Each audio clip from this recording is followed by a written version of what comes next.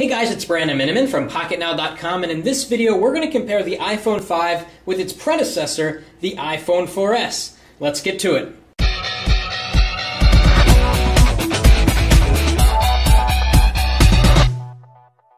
Okay, so lots to talk about here, and we're going to start with hardware. We're going to talk about specs, screen, speed of the device, how fast they are browsing the web, and also battery life. So let's talk about hardware first.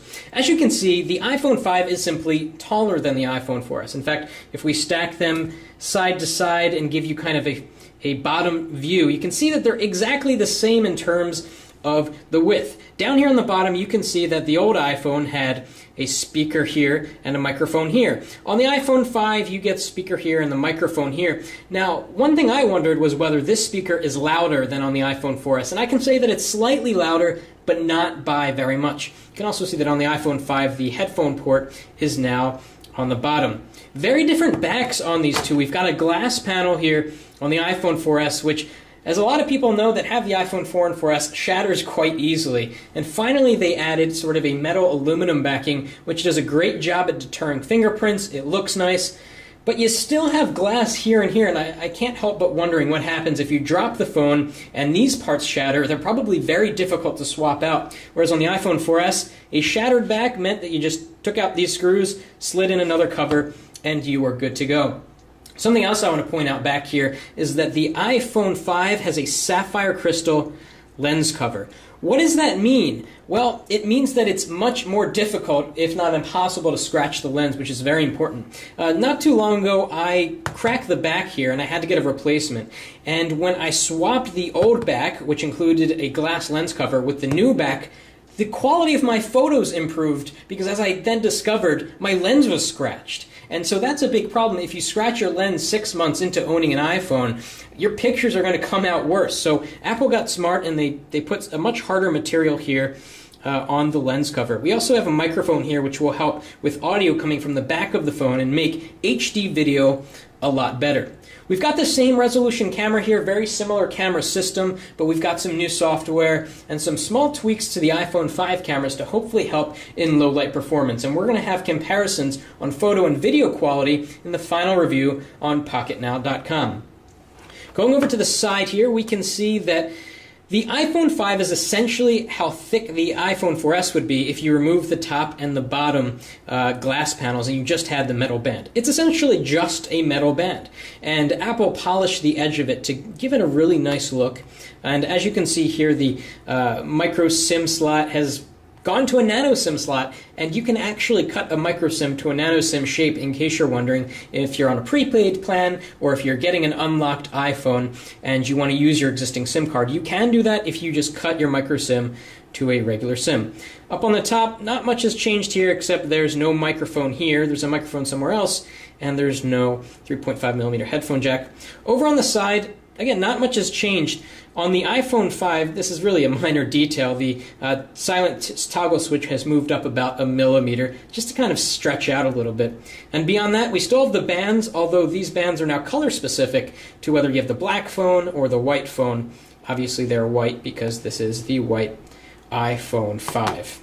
Now let's talk about specs with both of these. We've got a dual-core 800 megahertz or so processor on the Apple iPhone 4S, and on the Apple iPhone 5 we've got a 1 gigahertz dual-core processor with a smaller manufacturing process, which means that it should be more power efficient, and definitely it is smaller. And that's very important because Apple fit a lot of radios into this really small form factor, which actually feels, it's really hard to describe, it actually feels smaller than the iPhone 4S, even though it's taller. Now let's talk about other specs. The screen resolution has changed. 960 down by 640 across on the iPhone 4S. That was never a standard resolution. They didn't adhere to 720p or anything like that. And they didn't adhere to 720p with the iPhone 5. We've got a really weird 1166 resolution, or 1136 resolution, again a really weird number that's hard to remember, by that same 640. So as we're going to see in a few minutes, there are apps that really don't work to the full screen size. So you get a lot of apps that kind of hover in the middle of the screen, which really isn't that big of a deal, and apps will be updated in the near future to take advantage of the higher screen res. Now, Apple claims that this screen is the best screen on the market, that has better color saturation. Is that the truth? Well, let's see.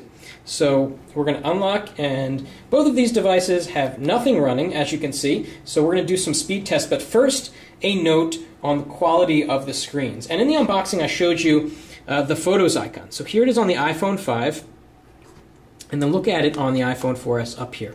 As you can see, the yellows are a little bit more yellow, the green's a little bit more green, the blue's a little bit more blue. There's no question that the iPhone 5 has better color saturation than the iPhone 4S. In fact, let's open up Google Images, and we'll open up a high-res image, and we'll compare something more real-life, side to side.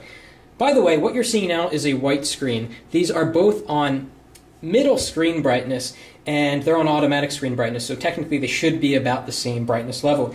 What I'm actually noticing is that the screen on the iPhone 5 is a little bit more gray. I'd say it's a little bit more warm than the iPhone 4S, and that's kind of funny because the 4S was warmer than the iPhone 4, which was a very cold display. Okay, so we're going to bring up a common image here. Okay, so I just did a Google Images search for beach. I want to zoom in on the screens a little bit. And one thing that you can see with the iPhone 5 is that because the screen is larger, you get to see more on-screen elements. So whereas before on the iPhone 4S you had to scroll down to see the pagination, now it's all in one frame. So let's click on the same image here, and maybe we'll get a high-res version, maybe not. We'll click full-size image here. Okay, that's good. So let's zoom in a little bit.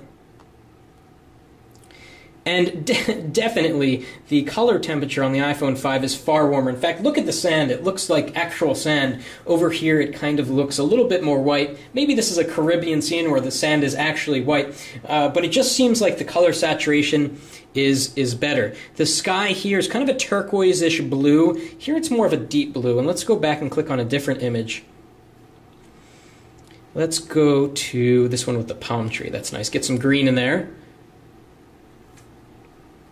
We're going to go into landscape on both of these so we get that full screen view. Interestingly, the iPhone 5 is really taking its time on this particular image. We're going to do web browsing speed tests in a moment, but right there it kind of failed. So here's what it looks like. Here's what a palm tree looks like. We can zoom in and see kind of the different details in the leaves. And again, very different color saturation here, a lot darker here on the iPhone 5. Some may prefer the cooler temperature of the iPhone 4S, and some might like the warmer tone of the iPhone 5, which is probably a little bit more true to life. Okay, now let's see which of these devices is faster. Obviously the iPhone 5 is going to be faster, but let's see to what degree. We're going to open up Facebook at the exact same time,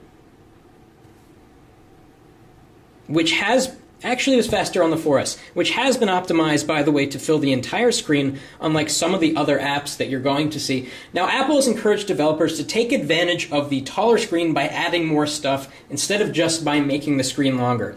As you can see, Facebook didn't follow that, and they just sort of made the screen longer, which I guess works well in an app like that. Let's jump back to the home screen. Okay, let's launch the camera now. Okay, significantly faster on the iPhone 5, and you can see that Apple took better advantage of the screen space by making the shutter button kind of the same size as you would get here on the same size as the home button, which is interesting. A lot of people now are using the plus button, the camera plus button, to take the photo, but it's nice that for those that like to use the on-screen controls, it's a little bit bigger in the iPhone 5. Okay, now let's test Siri. What's the weather going to be tomorrow? iPhone 4S is ahead. Don't forget your raincoat. Okay, the iPhone 5 sprung ahead, a little bit faster. Let's do something else with Siri. What's 4 times 3 divided by 3?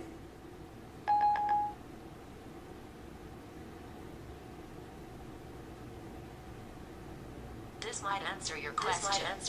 Okay, so the iPhone 5 coming out slightly ahead, although interestingly the iPhone 4S converted it faster, but the 5 answered the question just a little bit faster. So let's continue opening up stuff. So we're going to open up settings here. A little bit faster on the 5, but really barely. Let's open up a third-party app, New York Times app. We'll open up Newsstand. And by the way, folders. Open up slightly faster on the iPhone 5, but they still haven't changed that, and that's kind of unfortunate. And Android folders open just so fast, it's awesome. in iOS, it's always been that little slowness. So we're going to tap on New York Times here, have it open. This has been optimized for the full screen size. This opened a lot quicker than the iPhone 4S. Okay, let's open speedtest.net. It's another third-party app. Hasn't been updated for the taller display, as you're going to see in a sec. Wow, identical. And as you can see, this is what happens in the iPhone 5 when it's not optimized. You get black bars. It's not that big of a deal. Some people say you should get the black iPhone because it's less apparent. I don't really notice the difference. I kind of wish that Apple had brought this to the bottom, though, so it's closer to the bottom of the phone, so when you're typing, it's more comfortable. And let's do a Wi-Fi test. Over the same exact Wi-Fi network, we'll be kind of competing with each other. Okay, faster ping on the 4S, faster download on the 4S, faster upload on the 5. So that was interesting, really inconclusive there. And finally, let's open another third-party app. Let's just open the Apple Store.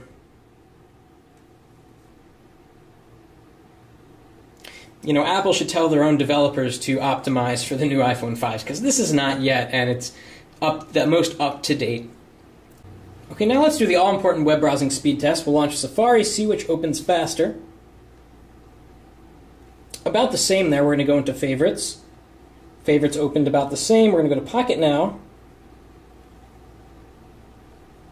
And iPhone 5 got there a little bit faster, not by much. Scroll to the bottom, go to the desktop site here. Something a little bit more intense, if I can get it at the same time. Oops, it's not so easy.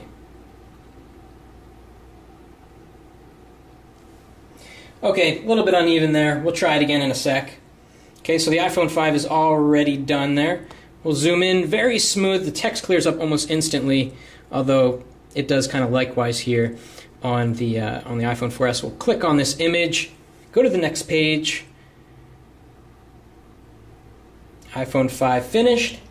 iPhone 5 just has incredible web browsing performance. I can't wait to see how it stacks up against the Galaxy S3. Let's see how long it takes this video to load. It's a YouTube video. Hey guys, it's Brandon from PocketNow.com. The iPhone Another press, maybe? This video, we're going to unbox it, then I'm going to give you some first impressions. Let's go! Okay, let's go to another website now. Let's go to The Verge. And here's another example of where the iPhone 5's taller screen is great. You can see a lot more of your favorites. Okay, let's go to The Verge. A little bit faster out of the gate there with the iPhone 5. Okay, let's move down the page. Let's load their desktop site. Very image heavy. Okay, they're off at the exact same time. The iPhone 5 won. The iPhone 5 outperforms the iPhone 4S in web browsing. There's no question about it. Kind of move around on the page. Let's just click one more link for good measure. Then we'll jump into a little bit of gaming. Okay, iPhone 5, and it's oddly loading a video. Okay, that's great. Oh, there we go. Kind of far behind there. Let's go back to the home screen. All right, let's do a comparison with gaming. We've got Shadowgun here. It's a high FPS game, pretty intense. Let's see which launches it first of all, and then we'll play it a little bit.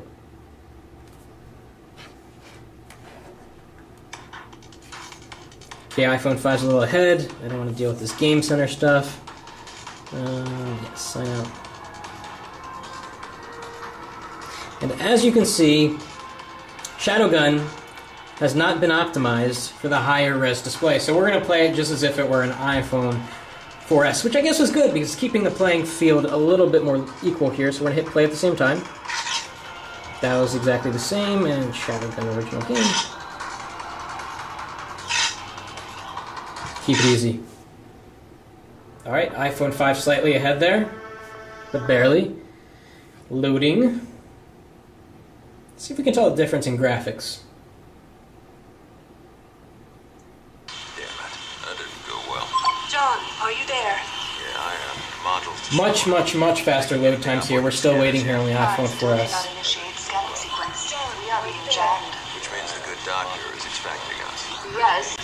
Okay, since the iPhone 5 finished first, let's play with that a little bit. So let's try to get in close on some texture. So we can see sort of the ground, and let's look at some light. See if there's really any difference. Very nice graphics. Let's take out the iPhone 4S. See if we can notice any difference. Do the same thing. We'll kind of go over here. I'm not too good at this game. You know, it's really difficult to tell the difference here. They both look really good, and I don't even think I'm in the same spot. I'm actually kind of confused. Oh, I want to be over here. There we go. Kind of bad at this game. So let's see what the sun looks like. Get the same flares. Let's turn around and look at that fire. Same kind of thing, and we're kind of in the same area here. What is noticeable, though, is that the fire is redder and more orange on the iPhone 5 compared to the iPhone 4S. And finally, we have some app updates here. Let's see which of these devices installs app updates faster. I hate waiting for apps to install. Let's see if there's any difference between the two. Hopefully, they won't ask me for a password. Okay, good. Okay, you can see the progress bar is much further ahead here. It hasn't even begun. There it's starting on the 4S. And as you can see, it simultaneously started podcasts before Yelp was finished. And that's really interesting about the iPhone 5. It installs multiple apps at a time, whereas the iPhone 4S only does one or two at a time. So podcast is almost done here, and it's done. So app installations are so much faster on the iPhone 5, which is a nice little touch.